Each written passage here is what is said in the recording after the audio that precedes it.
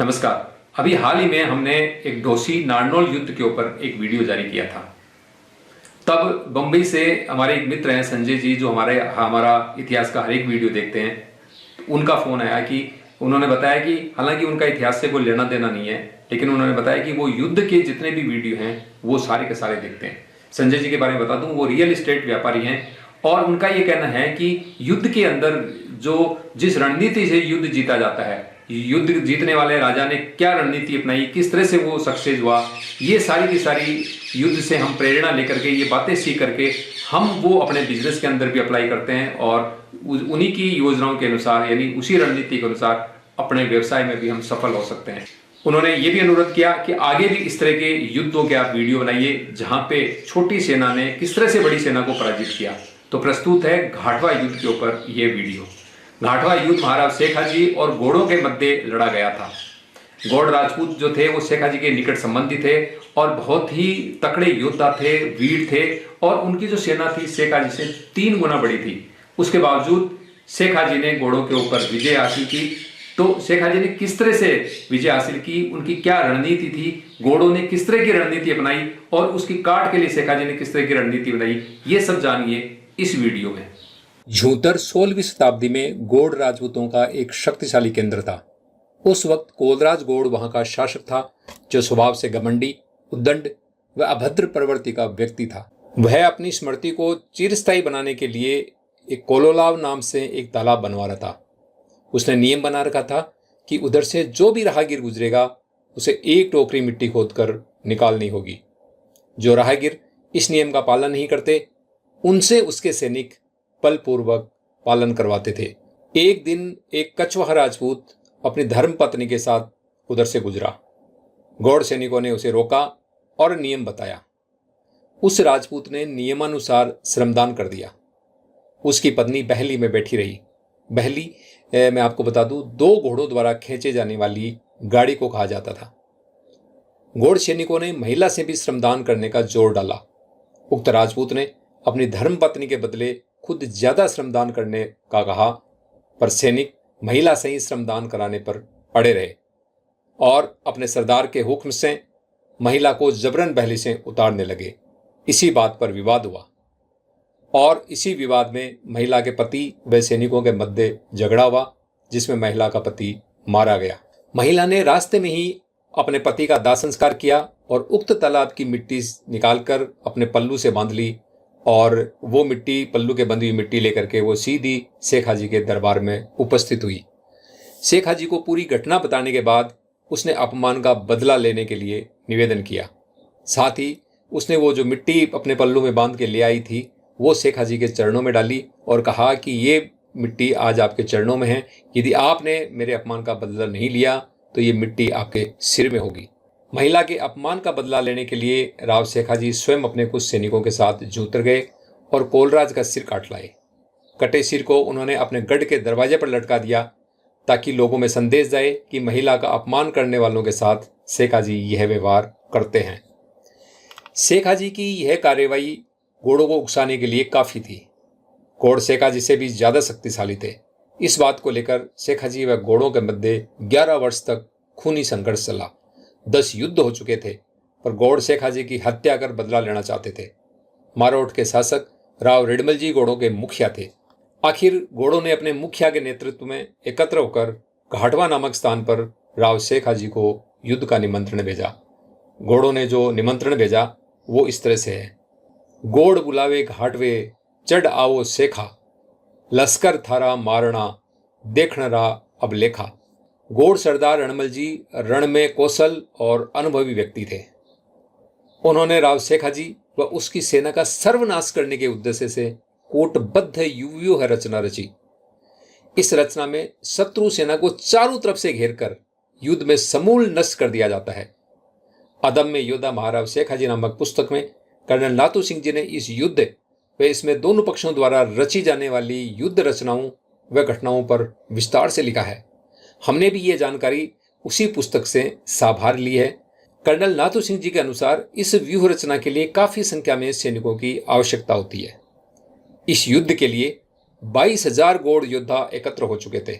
अतः इस रचना के लिए घोड़ों के सरदार रेडमल जी के पास पर्याप्त संख्या थी। घोड़ सरदार ने घाटवा गांव में एक सैन्य टुकड़ी रिजर्व पर रखी और बाकी सेना लेकर कोटबद्ध व्यूह रचना की। उन्होंने मुख्य युद्ध स्थल से 3 किलोमीटर पहले 3 चरणों में अपनी सेना को तैनात किया ताकि शेख हाजी की सेना को बुरी तरह से फंसाया जा सके और उसका सर्वनाश किया जा सके। प्रथम चरण में खूंटिया तालाब के पास 150 घोड़ योद्धाओं ने शेख हाजी की सेना का था लिया और वे तीव्रता से वापस दौड़ते हुए द्वितीय चरण में शामिल हो गए, जहां पर शेख हाजी की सेना पर तीरों से प्रहार कर प्रतीकात्मक आक्रमण करना था ताकि शेख हाजी उन सैनिकों का पीछा करते हुए मुख्य युद्ध स्थल तक आ जाएं, जहां उन्हें चारों तरफ से घेर कर समूल समाप्त किया जा सकते। यही कोटबद्ध व्यूह रचना की रणनीति थी जो राव रेडमल जी ने बहुत ही सही ढंग से उसको रचित किया था। लेकिन शेख हाजी ऐसी विकट परिस्थितियों का सामना करने में निपुण थे। शेख हाजी ने कोटबद्ध व्यूह रचना को भेदने के लिए मकर व्यूह रचना युद्ध प्रणाली अपनाई। मकर व्यूह रचना में मुख्य तत्व अपनी वास्तविक सैन्य शक्ति को छिपाकर रखते हुए निर्धारित एवं पूर्व नियोजित समय पर संपूर्ण शक्ति से अचानक त्वरित प्रहार करना ही विजय श्री प्रदान कराता है। राव शेख हाजी ने अपनी व्यूह रचना पर रात्रि में ही अपने सभी सेना नायकों से विचार विमर्श किया और उन्हें इस प्रणाली के रहस्यों, आक्रमण करने के क्रम तथा मुख्य आक्रमण में देरी के कारणों से भेद से अवगत करा दिया था। चूंकि घोड़ सेना शेख हाजी की सेना से 3 गुना बड़ी थी, अतः युद्ध चुनौतीपूर्ण था जिसे किसी खास रणनीति से ही जीता जा सकता था। शेख हाजी ने अपने 2 पुत्रों दुर्गा जी व रत्ना जी के नेतृत्व में 240 घुड़सवारों के 2 दल बनाए, जिन्हें अग्रभाग में चलना था। उसके पीछे 120 घुड़सवार योद्धाओं के साथ शेख हाजी खुद चले। शेख हाजी के दल के बाएं और दाएं 120 पठानों के दल शेख हाजी के अंगरक्षक के रूप में चल रहे थे।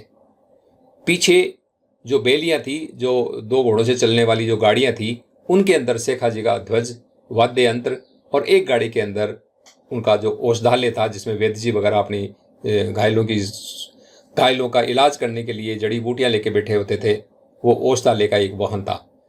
इस छोटी सी संख्या को शेख हाजी ने इस तरह से फैलाव कर प्रदर्शित किया ताकि शत्रु को बहुत बड़ी सेना नजर आए। शेख हाजी ने लगभग 2400 सैनिकों के 2 दल और बनाए।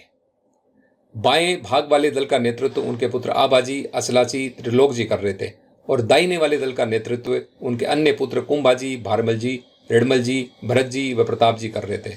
ये दोनों दल शेख हाजी के मुख्य दल से 2 किलोमीटर दूरी रखते हुए जंगल में छिपाव हासिल करते हुए चल रहे थे। दाहिने दल के साथ 900 पठान घुड़सवार भी थे। शेख हाजी ने एक दल अपने 19 वर्षीय पुत्र पूरण जी के नेतृत्व में, उस दल में लगभग 300 घुड़सवार सैनिक थे, ब्रह्म मुहूर्त में ही रवाना कर दिया था, जिसकी जिम्मेदारी थी कि लगभग 15 किलोमीटर का चक्कर लगाकर उन्हें घाटवा गांव में पहुंचना था और वहां पर घोड़ों की जो आरक्षित सेना थी उसके ऊपर आक्रमण करना था और घाटवा गांव को जलाने की उनकी जिम्मेदारी दी गई। राव शेख हाजी ने सुबह अपने शिविर से निकलकर युद्ध मैदान में प्रवेश किया। उन्हें पता था कि हर घोड़ सैनिक के मन में उनके प्रति शत्रु भाव है और हर घोड़ योद्धा का लक्ष्य था शेख हाजी की हत्या करना। अतः शेख हाजी ने भी सभी घोड़ योद्धाओं का अपनी ओर ध्यान केंद्रित करने की योजना बना रखी थी। हालांकि ये योजना आत्मघाती थी, पर राव शेख हाजी जैसे अद्वितीय योद्धा के लिए ये कोई मुश्किल काम नहीं था। शेख हाजी को देखते ही घोड़ योद्धाओं ने प्रचंड वेग से उन पर आक्रमण किया। कोलराज गौड़ के पुत्र मूलराज ने क्रुद्ध होकर इतने वेग से आक्रमण किया कि दुर्गा जी व रत्ना जी भी उसे नहीं रोक सके, क्योंकि मूलराज अपने पिता की हत्या का बदला लेना चाहता था और उसने प्रण कर रखा था कि वो शेख हाजी का सिर कलम करेगा और अपने पिता की हत्या का बदला लेगा। इस आवेश में मूलराज अपने मुखिया के निर्देश भी भूल गया और कोटबद्ध व्यूह रचना तोड़कर शेख हाजी से सीधा भिड़ गया और अपनी सेना को भी सीधा उस पर आक्रमण करने की उसने आदेश जारी कर दिया और शेख हाजी से युद्ध करते हुए मूलराज वीर गति को प्राप्त हो गया। इसी वक्त शेख हाजी के पुत्र दुर्गा जी भी युद्ध में रणखेत रहे। शेख हाजी के अन्य दल भी युद्ध में कूद पड़े और घमासान युद्ध हुआ। मूलराज के वीर गति प्राप्त करते ही गौड़ सेना का मनोबल टूट गया और वे बिखरने लगे, परंतु गौड़ मुखिया रेडमल जी ने उन्हें वापस संगठित करते हुए शेख हाजी से प्रत्यक्ष युद्ध किया। अश्व पर आरूढ़ होकर उन्होंने शेख हाजी पर तीरों की वर्षा की। शेख हाजी ने गौड़ सरदार के अंगरक्षकों का घेरा भेद कर उन्हें युद्ध के लिए ललकारा और उनके अश्व को मार गिराया और उन्हें भी गंभीर रूप से घायल कर दिया। घायल सरदार को गौड़ योद्धाओं ने जैसे तैसे कर बचाया और युद्ध मैदान से बाहर ले जाकर सुरक्षित किया। उधर शेख हाजी के पुत्र पूरण जी ने घाटवा में आरक्षित गौड़ सेना पर आक्रमण करते हुए घाटवा गांव में आग लगा दी, जिसकी लपटें देखकर गौड़ सेना का रहा साहस भी जाता रहा और गौड़ मैदान छोड़ पहाड़ों में भाग खड़े हुए। युद्ध में शेख हाजी के शरीर पर तीरों से कुछ घाव लगे थे। युद्ध जीतने के बाद शेख हाजी रलावता गांव से अपने सैन्य शिविर में लौट आए। उसी वक्त उनके छोटे पुत्र रायमल जी भी एक और सेना एकत्र कर सहायता के लिए पहुंच चुके थे। दिन भर चले युद्ध में शेख हाजी के शरीर पर 16 घाव लगे थे। 3 तीरों ने उनके पेट में गहरे घाव कर दिए थे। अतः शेख हाजी को आभास हो गया कि उनका अंतिम समय निकट है। सो उन्होंने अपने सरदारों को एकत्र कर अपने सबसे छोटे पुत्र रायमल जी को अपना उत्तराधिकारी नियुक्त किया और बैसाख शुक्ला तृतीया विक्रम संवत 1545 यानी 15 अप्रैल 1489 को शेख हाजी ने शाम के समय लगभग 7:30 बजे अपना यह नश्वर शरीर त्याग दिया। वहीं पे उनका अंतिम संस्कार किया गया, जहां उनकी स्मारक रूपी छतरी बनाई गई। स्मारक के प्रांगण में ही घोड़े पर विशाल प्रतिमा बनाई गई, जिसका अनावरण उन्हीं की कुलवधू तत्कालीन राष्ट्रपति श्रीमती प्रतिभा पाटिल ने किया था। इस तरह से राव शेख हाजी ने बहुत ही कम सेना होने के बावजूद अपनी सूझबूझ और रणनीति और युद्ध कौशल के बल पर अपने से 3 गुना बड़ी गौड़ सेना को युद्ध के मैदान में धूल चटा दी। धन्यवाद।